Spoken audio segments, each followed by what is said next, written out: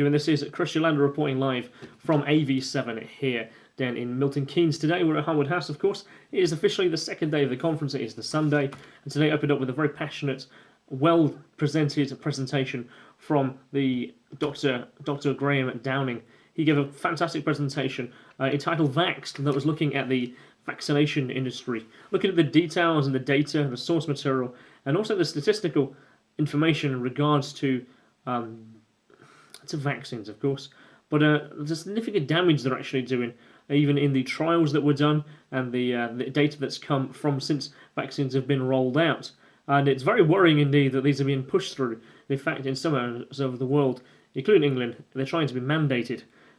In fact, in Australia, there was a guy who spoke up mid-conference to say, in Australia right now, if you're on benefits, the equivalent of the welfare system, if you have not got an immunised child, you will not get any benefits or any money at all.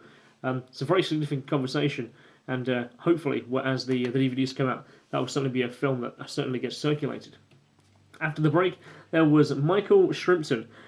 Just this guy is, well, in terms of who he is, obviously he's a very significant speaker, and he spoke out a lot over the last many years. But in particular, he was talking about his time in intelligence services, and he may still be in the intelligence services.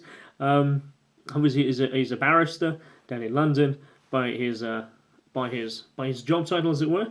And if I could describe how he comes across, it would be Mycroft Holmes. You know, the most recent version of Sherlock, the envisionation of how Mycroft Holmes is. That is exactly how Michael's presentation came across. Very detailed, very knowledge, with a cheeky, sarcastic sense of humour. Sounded right in there, what really connected with the audience, really resonated really well. And he spoke of many operations that have happened, where his unique knowledge and gave insight to what was perhaps really going on behind the scenes of the various stuff that made it to the media. William Felderhoff talking about a toxic war of humanity, or on humanity rather, by our masters, shall we say, and those who have political and economic control over society and what their potential end games is.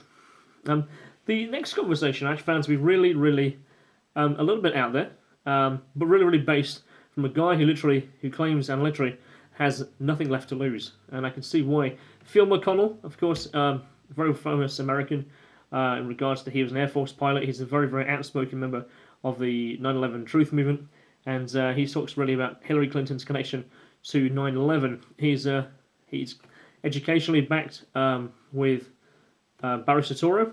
He went to college with him as he spoke. His sister works with Hillary Clinton, and he came out with some indeed stories that perhaps should be more public than they actually are. And he's actually, those who are pulling the puppet strings, as it were, he's certainly not afraid to face them in open debate.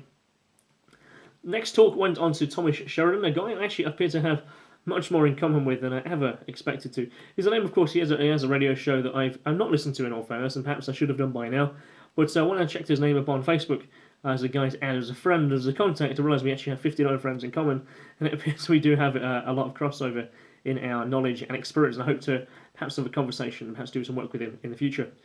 Zen Gardner, a guy really soft-spoken, really well-meaningful guy, and he's obviously got a book out now, and he was talking about like rising like lions from the slumber, and how it's actually more about love, relaxation, trust with one another, as well as just raising the good fight, as it were, against our repressive puppet masters that exist and are being cheeky around our world, but not that as such. But having trust in one another, having belief in one another, and that was a really powerful message. There was an open mic night tonight as well, with a number of the audience members taking the stage and talking their piece. Today, I thought was a bit more relaxed than yesterday. I'm going into tomorrow in our cranes doing a presentation on where we are going in terms of the EU. Are we going to be in or out? Either way, we are literally quite screwed.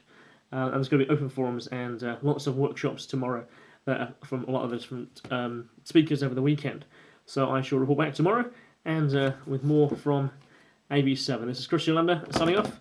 Let's just see you in the world of the internet very soon.